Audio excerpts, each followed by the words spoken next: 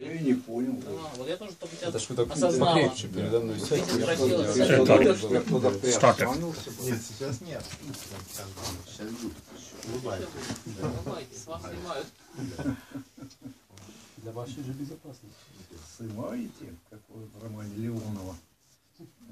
Группа иностранцев все время щелкают. யாதும் ஊரே யாவரும் கேளீர் செந்தமிழ் மொழி என்னும் போதினிலே இன்பத் தேன் வந்து பாயுது காதினிலே சங்கத்தமிழே செந்தமிழே இன்பத்தமிழே தேன்தமிழே பைந்தமிழே கன்னித்தமிழே இயல்தமிழே இசைத்தமிழே நாடகத்தமிழே தாயே வணக்கம் வணக்கம்.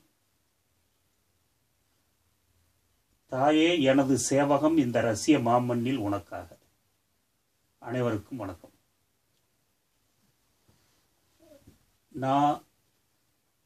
நான் செந்தமிழும் சித்த மருத்துவமும் என்ற தலைப்பில் பேச விரும்புகிறேன்.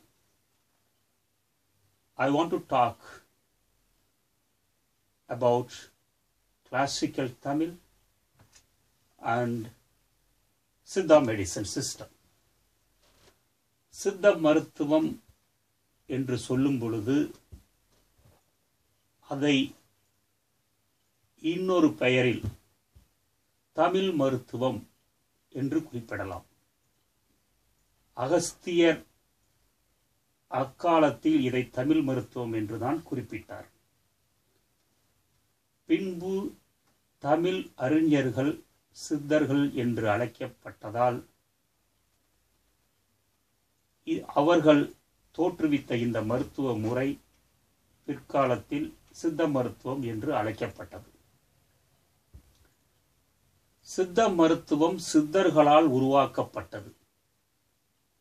சித்தர்கள் என்பவர் யார்? அக்காலத்தில் தமிழ் மண்ணில் வாழ்ந்த மெய்ஞானிகளே சித்தர்கள். சித்தர்களுக்கும் சாதாரண மனிதர்களுக்கும் என்ன வித்தியாசம்? இதை நான் சற்று தெளிவாக விளக்க விரும்புகிறேன். The Siddha medicine was developed and donated to the world by the Siddhas. Who is Siddhas? Siddhas are the wise man, spiritual man, scientist. They born as human being and lived, and still it is believed their soul is existing everywhere. Since the medicine is from Tamil, it was called as Tamil medicine by the Siddha Agastya. Then later on, it was transformed as Siddha medicine because the Tamil scientists were called as Siddha. That's why the medicine is also called as Siddha medicine. Who is the Siddhas? யார் அந்த சித்தர்கள்? சித்தர்கள் என்பவர்கள் மனிதனாக பிறந்து தெய்வத்திடம் நேரடியாக பேசும் வல்லமை படைத்தவர்கள். இன்றும் அவர்கள் ஆவி அழிவில்லாமல் தமிழ் மண்ணில் பொதிகை மலையிலும் கொல்லிமலையிலும் சுழன்று கொண்டிருக்கிறது. Still the soul of Siddhas are revolving in Podigai hills and Kolli hills and some other hills. And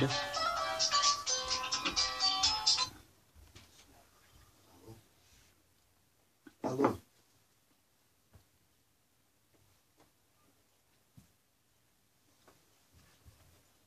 சரி, சித்தர்கள் எப்படி அந்த சக்தியை பெற்றார்கள்? என்ன சக்தியை பெற்றிருந்தார்கள். How the Siddhas got that such a miraculous power equal to the God, or to be able to invite the God at the moment when they think about the God. How they obtained that power. அவர்கள் எப்படி அந்த சக்தியை பெற்றார்கள்? அவர்கள் ஞானம், யோகம், வாதம், வைத்தியம் போன்ற முறைகளில் சிறந்து இருந்தார்கள். They were well versed about Nanam in the sense wise, Yogam in the sense making the body spiritually, Vadam in the sense alchemy, Vaithyam in the sense medicine. Again, when we talk about Vaithyam, they are in 3 categories. Mani, Mandara, Ausadam. Mani என்பது பாதரசத்தை வைத்து ரசமணியை செய்து அவர்கள் சில தொழில்நுட்பங்களை கையாண்டு அதை அவர்களின் தேவைக்காக பயன்படுத்தினார்கள். இது மணி. மந்திரம் என்பது சித்தர்கள் அந்த சக்தியை பெற பிரயோகித்தது. சாதாரண மனிதனாக பிறந்து அந்த மந்திர சக்தியின் மூலமும் இந்த மணி சக்தியின் மூலமும் அவர்கள் அந்த உன்னத நிலையை அடைந்தார்கள். Siddhas got that power because of Rasamani and Mandaram. So they were deemed to be lived with their body more than 500 years, 1000 years. The longest period, if you say one Siddha lived, that might be Tirumular. So literature says 3300 years he lived.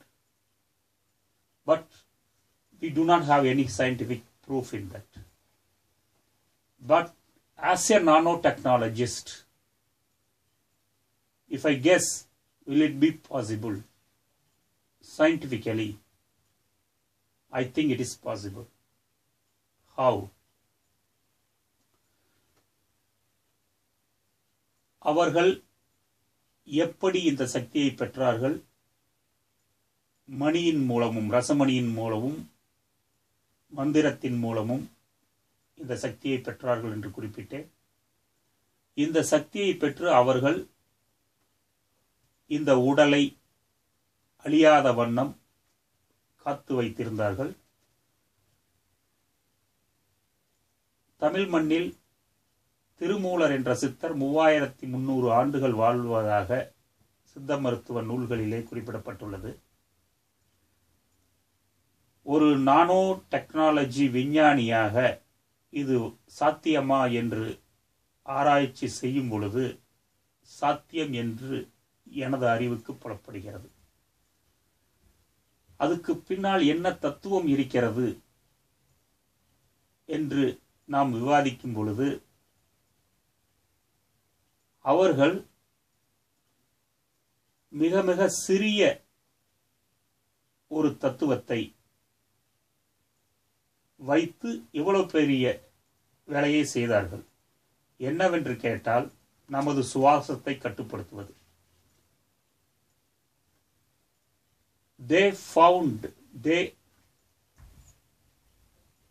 By respiration, controlling of the respiration, we can live for long. Like that, they found it.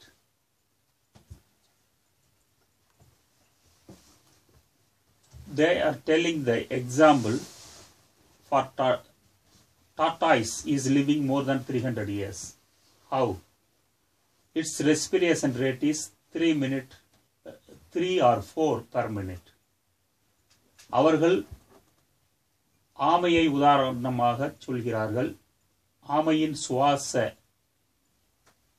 சுற்று ஒரு நிமிடத்திற்கு 4. சாதாரண மனிதனுக்கு சராசரியாக 16 சுற்றுக்கள் ஒரு நிமிடத்திற்கு சுவாசம். சுவாசம் என்பது இடது நாசியில் உள்ளே புகுந்து சிறிது நேரம் நுரையீரலில் தேங்கி பின்பு வெளிவருவது. ஒரு முறை வலது நாசியில் சென்று நுரையீரலில் தேங்கி இடது நாசியின் வழியாக வெளிவருவது. இது ஒரு சுவாச சுற்று. The air should go in the right nostril and get stagnated in the lungs and comes out. This is called one cycle of respiration. For normal human beings, 16 cycles per minute. They found if we decide, if we make to respirate 5 minutes once, first 1 minute once, then 2 minutes once, 5 minutes once, then we can live. We no need food. If anyone practice like that, we can feel it. That is the starting point. யாராவது நம்மில் ஒருவர் சுவாசத்தை கட்டுப்படுத்த பயிற்சி எடுத்து அதுபடி செய்தோமானால் அவர்களுக்கு உள்ள சக்தியை நம்மால் அடைய முடியாவிட்டாலும் ஓரளவு சக்தியை அடையலாம். அந்த சக்தியின் மூலம் நமது உடம்பையும் வளப்பாக வைத்துக்க முடியும். அந்த சுவாசத்தை கட்டுப்படுத்துவதன் மூலம் மூளையின் செயல்திறனும் கூடும். இந்த மாதிரியான பயிற்சிகள் தான் இந்த யோகாசனங்களிலும் யோகத்திலும் இன்று கடைபிடிக்கப்படும் யோகத்திலும் இருக்கிறது. This kind of respiration control is being practiced in yoga. So how they started in the beginning with mantras. If we say that Om, Ongaram, Ahara, Uhara, Maharam,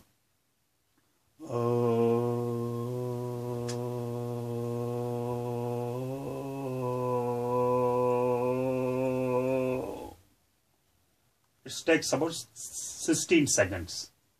So if you keep on doing like this, so 16 cycle will comes to 4 seconds. 4 cycle. Like that, if they increased the Om duration. Oh,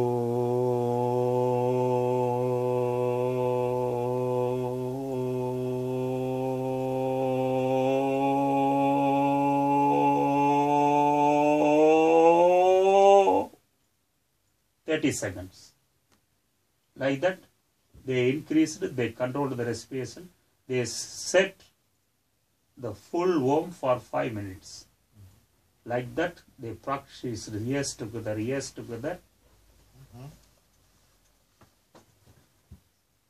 It's a basic. From there, they started. Then, Kaya Kalpa. Kalpa Marundugal. They had Kaya Kalpa medicine preparations, mainly with the metal preparations. Modern science says metal is the toxicity. They prepared in such a way, they detoxified the metals, they took it not to destroy the body. They took the Kaya Kalpa and Ongaram, some other practices. இவ்வாறாக அவர்கள் காயக்கல்பம் என்று உலோகத்திலான மருந்துகளையும் மற்ற மருந்துகளையும் உட்கொண்டு, காயக்கல்பம் என்றாலே உடம்பை அழிவிலிருந்து பாதுகாப்பதற்காக உருவாக்கப்பட்ட மருந்துகள். இது மூலிகைகள், உலோகங்கள், உபரசங்கள் போன்ற வகையான மருந்து பொருட்களை கொண்டு அவர்கள் அதை உற்பத்தி செய்து அதை அவர்கள் சாப்பிட்டு உடம்பை அழியாமல் காத்து கடினமான பயிற்சியின் மூலம் ஞான சக்தியை பெற்றார்கள்.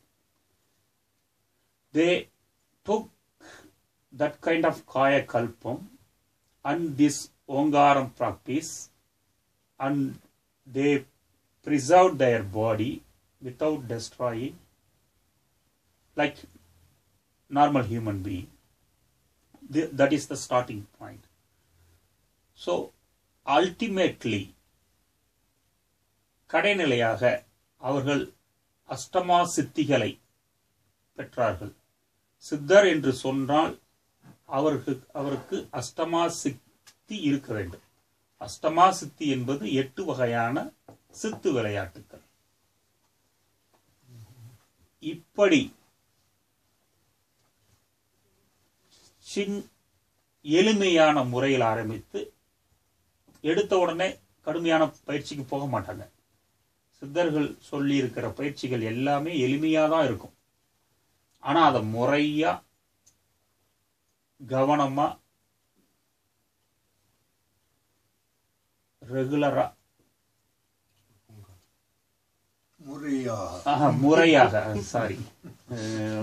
முறையாக செய்து வந்தால் அந்த நன்மை கிடைக்கும் என்று சொல்லி இருக்கிறார்கள். அதே மாதிரி அவங்க செஞ்சு அஷ்டமா சித்திகளை பெற்றதுனால அவங்கள வந்து சித்தர்கள் என்று சொல்றோம். அஷ்டமா சித்தி அப்படின்னா அவங்க 8 வகையான என்ன மாதிரியான சித்துக்கள்னா, ஃபர்ஸ்ட் விஸ்வரூபம் எடுக்கிறது. எந்த அளவுல வேணாலும் அவங்க விஸ்வரூபம் என்பது எந்த நிலைக்கு வேணாலும், எவ்வளவு உயரம் வேணாலும் எவ்வளவு அகலம் வேணாலும் அவங்க உடம்ப விரிக்கிறது. they could expand their body at any level, infinity. மகிமை. எஸ். இரண்டாவது, உடலை அணுவிலும் அணுக்குள் அடக்கிறது. அப்ப அணுன்னு சொல்லியிருக்காங்க. ஆட்டம் 1942 தான் கண்டுபிடிச்சாங்கன்னு சொல்றாங்க. ரூதர்ஃபோர்ட் ஆட்டத்தை கண்டுபிடிச்சாருங்க. ஆனா அவங்க அணுங்கிற வார்த்தையை அப்ப யூஸ் பண்ணியிருக்காங்க. அணுவுக்குள்ளேயே அணுவா இந்த உடம்ப அப்படி சுருக்கிக்கிறது. அப்படின்னா விஸ்வரூபத்துக்கும் அணுவுக்கும் இடையில எவ்வளவு ஒரு பரிமாணம் இந்த உடம்ப சுருக்கிற அளவு இந்த பயிற்சியின் மூலம் சக்தியை பெற்றிருக்க முடியும். How they got this power from infinitive magnification of the body to shrinking the body into the atom. How they got that power. So the evidence what we have, only this much information. So a lot of information they had by practice. So it was written in the manuscript, but it's unfortunately destroyed. இந்த மாதிரியான குறிப்புகள் எல்லாம் அழிந்து விட்டது. அஷ்டமா சித்தியில 2 சொல்லியிருக்கேன். அணுவிலும் நீரில் நடத்தல், நீரில் மிதத்தல், நெருப்பில் நடத்தல், காற்றில் மிதத்தல், கூடு விட்டு கூடு பாய்தல்,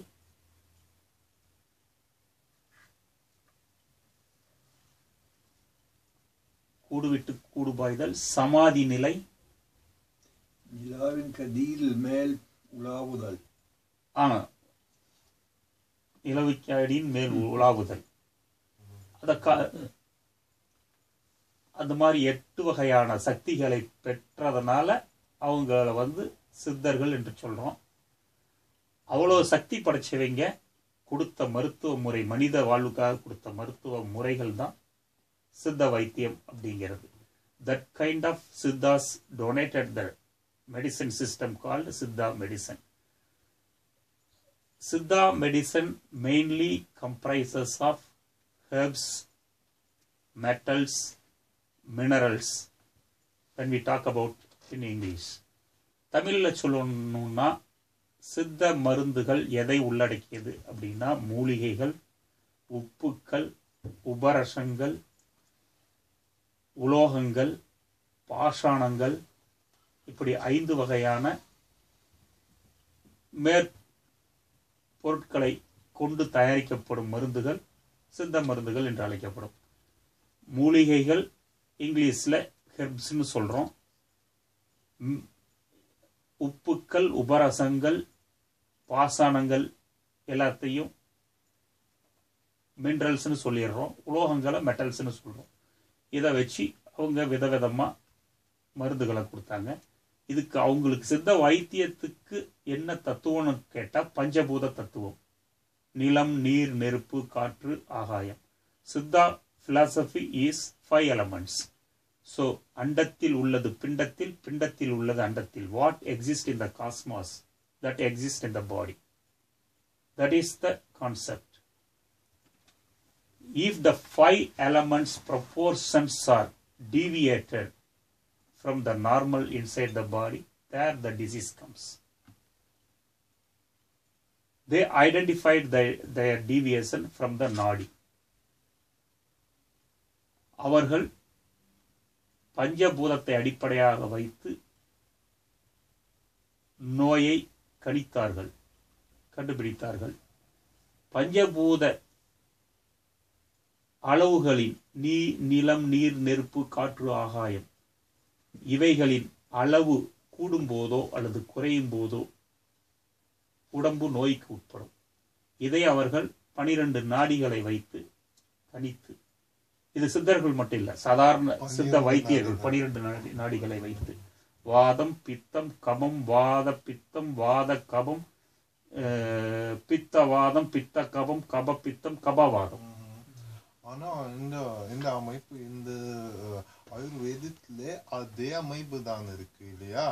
இத தமிழ் செந்தமிழ் ஆயுர்வேதம் பின்னாடி ஆரியர்கள் யார்? கைபர், போலன், கணவாய் வழியாக இந்தியாவிற்கு பிழைக்க வந்தவர்கள் தமிழ் மண்ணிற்கு. அவர்கள் சித்த வைத்தியத்தில் தமிழில் எழுதியதை அவர்கள் மொழிமாற்றம் செய்து எழுதி இது ஆயுர்வேதம் என்று சொல்கிறார்கள். Это каналы внутри тела. Это пульс. Пульс такой, да? Я знаю вообще, что энергетические каналы. Нет, это другое, но это диагностика по пульсу сейчас. Нет, это да, но вот что пульс, он может 12 видов в соответствии с балансом дож и 5 элементов. 12 நாடிகள் நீங்க சொன்னீங்க. ஆமா, நாடி முறைகள். புல்ஸ் இப்ப நம்ம பல்ஸ்ன்னு சொல்லி சொல்றோம். நம்ம நான் டாக்டருங்கிறதுனால ரெண்டுக்கு விலக்கி உங்களுக்கு விளக்கம் கொடுக்க முடியும். 12 நாடிகள், அவங்க 12 நாடிகளை வகைப்படுத்தி அதில் என்ன நோயின்னு சொல்லி அதுக்கு உண்டான மருத்துவ பொருட்களை செஞ்சு கொடுக்கும்போது நோய் தீர்ந்துடும். இதுதான் அன்றைய சித்த வைத்திய உண்மையான மருத்துவ முறை. இப்ப இதே நாடியில பல்ஸ்ன்னு சொல்லி சொல்றோம். ரேட், ரிதம், கவுண்ட் அப்படிங்கிறது தான் மாடர்ன் மெடிசன் சொல்றது. ரேட், பல்ஸ் ரேட்னா ஒரு நிமிஷத்துக்கு எவ்வளவு முறை துடிக்குதுங்கிறது. ரிதம்னா என்ன வைப்ரேஷன்ல துடிக்குதுங்கிறது. ரேட், ரிதம், பல்ஸ், இதை ரெண்டு தான் நம்ம மெயினா மாடர்ன் மெடிசன்ல பார்க்கிறோம். பட் ஆனா சித்த வைத்தியத்துல 12 நாடி. இப்ப நமக்கு பிடிக்கும் போது இப்படி பிடிக்கணும், சுயமா பார்க்கும்போது. இவருக்கு பார்க்கிறோம்னா இந்த வாட்ச் வருங்க.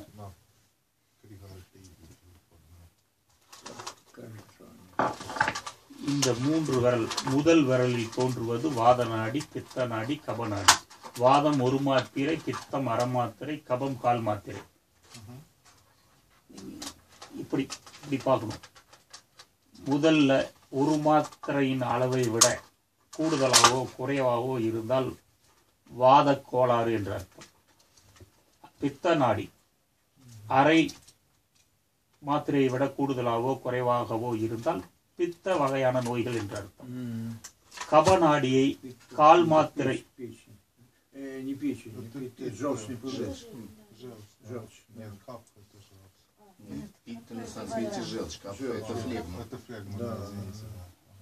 கப நாடியை 1/4 மாத்திரைக்கும் கூட குறைவாகவோ அதிகமாகவோ இருந்தால் கப சம்பந்தப்பட்ட நோய்கள் என்று அர்த்தம். வாத பித்தம் என்பது வாதத்திற்கும் பித்தத்திற்கும் இடையில் நுணுக்கமாக பார்க்கக்கூடிய ஒரு நாடி. அதே மாதிரி பித்தத்துக்கும் வாதத்திற்கும் இடையில் நுணுக்கமாக பார்க்கிறது. இப்படி 12 வகையா, மேலோட்டமா 3, நுணுக்கமா 9, 12 வகையான நாடியை வைத்து நோய் கணித்து மருந்து கொடுத்தாங்க. அது இல்லாம இப்ப இருக்க மாதிரி நம்ம பிளட் டெஸ்ட், அந்த டெஸ்ட், யூரின் டெஸ்ட், மோஷன் டெஸ்ட்டுங்கிற மாதிரி அவங்க இரத்த பரீட்சை, மலப்பரீட்சை, மூத்திர பரீட்சை என்று பல வகையான பரிசோதனைகளையும் வைத்திருந்தார்கள். மஞ்சக்காமலை என்று இருந்தால் அவர்கள் மூத்திரத்தை எண்ணெயில் விடுவார்கள். நார்மலாக எண்ணெயில் தண்ணி மிதக்கும். மஞ்சக்காமலை இருக்கிற ஆளுக்கு அந்த மூத்திரம் தண்ணிக்குள்ளே போயிடும். ஏன்னா அதில் பைல் பிக்மெண்ட்ஸ் இருக்கிறதுனால. இதெல்லாம் என்னோட ஒரு அப்சர்வேஷன். இதெல்லாம் பைல் பிக்மெண்ட்ஸ் இருக்கிறதுனால உள்ள போது நான் டாக்டராக இருக்கிறதுனால சித்த மருத்துவமும் தெரியறதுனால நான் ரெண்டையும் லிங்க் பண்ணி உற்று நோக்கிறது வழக்கம். I have observed all these things through my practice. Since I am a modern doctor and Siddha doctor, I have studied all kind of medicine. Since I am doing the research, I have been observing all these things and comparing how they did. Like that, for example, then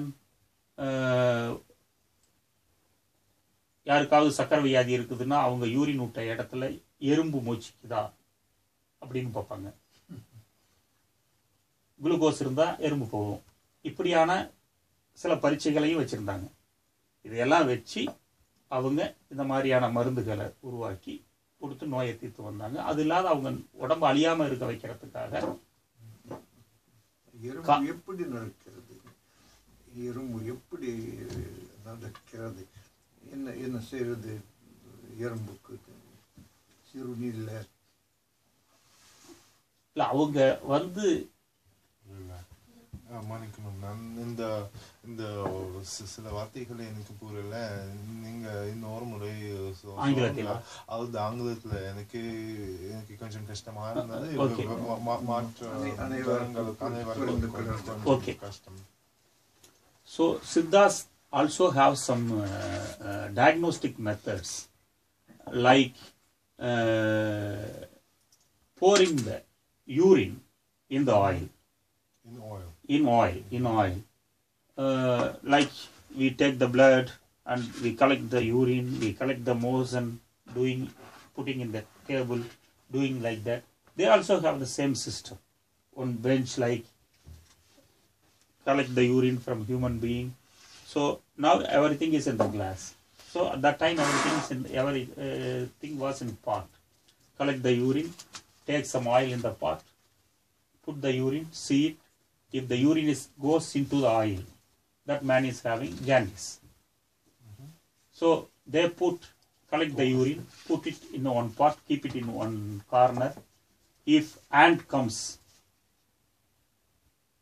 in that urine, they have diabetes. Because ant likes sweet. If honey is poured, if sweet is poured, ant will come and eat. It's a biological test. They kept.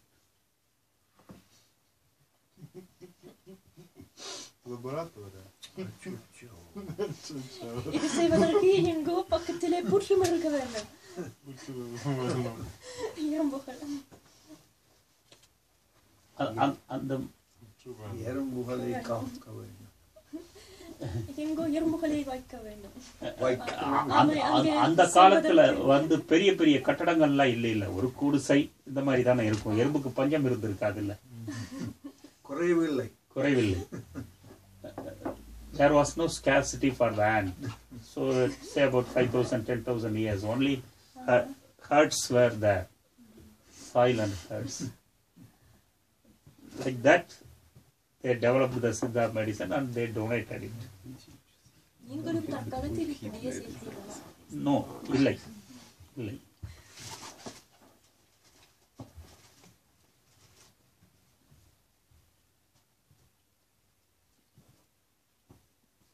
இந்த மாதிரியான வைத்திய முறைகள் அவர்கள் இந்த மாதிரியான எழுதி வச்சிருக்கிறதுனால எனக்கு ஏதோ அதில் ஒரு ஈடுபாடு வந்து அதில் இருக்கக்கூடிய மருந்துகளை நம்ம ஏன் இன்னைக்கு சொல்லக்கூடிய HIV எய்ட்ஸுக்கு பயன்படுத்தக்கூடாதுன்னு சொல்லி அதை I have investigated that medicine completely. I take some ingredients which can cure HIV and isolated the molecules from that chemicals from that. I felt that was not sufficient to cure the HIV. Then I added some other structure attached. This is the chimeric structure of Tamil traditional medicine and modern biomolecules, which is in the nano scale. So you combine methods. Yeah, I combine the methods, ancient medicine, modern biotechnology, nanotechnology. Finally, I evolved molecule to treat HIV. That is my research. இதுதான் என்னுடைய ஆராய்ச்சி. சித்த வைத்தியத்தையும் நவீன முறையில் இருக்கக்கூடிய பயோடெக்னாலஜியையும் நானோ டெக்னாலஜியையும் இணைத்து முத்துறைகளையும் இணைத்து புதிய மருந்துகளை உருவாக்கியுள்ளேன்.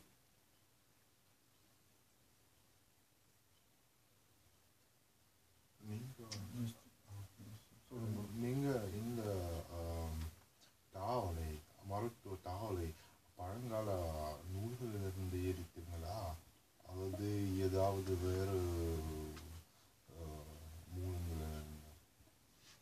பழங்கால நூலில் இருந்து பாதரசத்தை பயன்படுத்தி பெரும்பாலும் சித்தர்கள் பாதரசத்தை தான் மருந்தாகவும் அவர்களுடைய மந்திர சக்திகளுக்காகவும் பயன்படுத்துவார்கள். Mercury.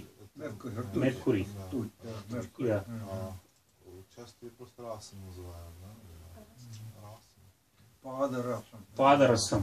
So, if you make the mercury into balls, as per traditional method, it can store nearly 1 lakh gigabytes of vibration.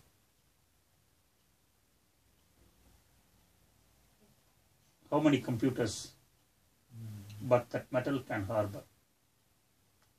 With that vibration took the Siddhas to somewhere. So in such a way, such a protocol, we have to prepare the balls, mercury balls. Rasamani. And how do you treat mercury to detoxicate it? With some traditional medicine protocol, treating with the mercury with herbal extract for some duration, and so many protocols are there treating the mercury. So you eliminate the danger, yeah? Yes, we eliminate the danger by treating with the standard protocol mentioned in the book.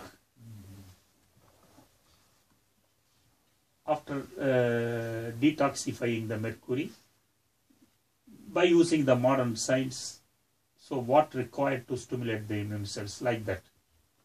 So I attached the mercury, processed and detoxified by ancient system, and with that mercury I have designed with the modern knowledge to stimulate the immune cells, cell membrane of the outer cell. We need some kind of ligands. I designed that ligand. Finally, I attached that ligand with the mercury. So, I know in this process mercury will not kill. At the same time, will not cure the HIV. So, the biological molecule alone will not do that job. So, if I attach these two, I get third dimension power for this molecule. That is working in the human body for the HIV. Can I ask also, what is the so-called, how called it, Nila Uppu, Niletle or Uppuleke? The sitters also use it. Yes. So, but how And the can be processed? That நீல உப்புங்கிறது copper sulphate. இப்போ modern மெடிசனில் இந்த மண்ணில் Ivan மேண்டலிஃப் தான் periodic டேபிளில் கொண்டாந்தார். அதுக்கு அந்த காப்பரும் sulphate சேர்ந்ததை நீல உப்பு அப்படிங்கிறாங்க, மயில் துத்தங்கிறாங்க. இதை அவங்க அந்த காலத்திலேயே வச்சுருந்தாங்க. சல்ஃபர் வச்சுருந்தாங்க, நீங்கள் சொல்கிற நீல உப்பு வச்சுருந்தாங்க. அவங்கக்கிட்ட இருக்கக்கூடிய இதில் எது மறைக்கப்பட்டது எது முன் பின்ங்கிறது தெரியல. இப்போ கெமிஸ்ட்ரியில் சொல்லக்கூடிய உப்புக்கள் பெரும்பாலும் 64 வகையான உப்புக்களை பயன்படுத்தியிருக்காங்க. 64? ஐயோ, 64 разновидности соли.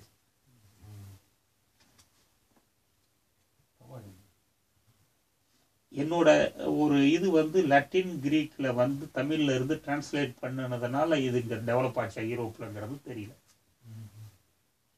ஒருவேளை அவங்க பயணம் செய்தாங்க அங்கே. இல்லை, பயணம் செஞ்சாங்க. ரெண்டாவது இங்கே கிரீக்குக்கும் தமிழ்நாட்டுக்கும் வியாபார தொடர்பு இருந்தது இல்லை, அதனால அது மூலம் வந்திருக்கலாம். இவங்க இந்த லாங்குவேஜில் இங்கே படுத்தும் போது அங்கே யூரோப் இங்கே இண்டஸ்ட்ரியல் ரெவல்யூஷன் வரும்போது நாங்கள் அடிமைப்பட்டு கிடந்தோம் வெள்ளைக்காரங்கிட்ட.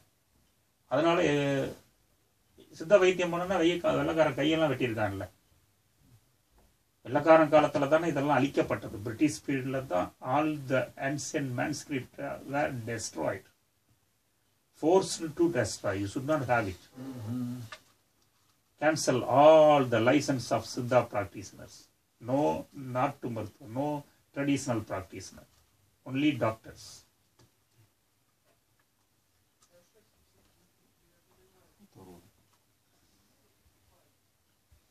So I am a single man doing the research for 23 years with tiny knowledge. Now I can cure the HIV. If we explore all the things.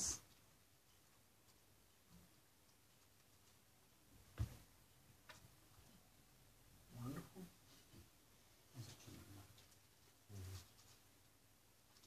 ஆச்சரியத்திலும் ஆச்சரியம். அப்படியா? இல்லை, அந்த சக்திகளை அவங்க எப்படி சிம்பிளா அந்த சுவாசத்தை கண்ட்ரோல் பண்ணணும், அதுக்கு ஒரு மந்திரம். இந்த ஓம்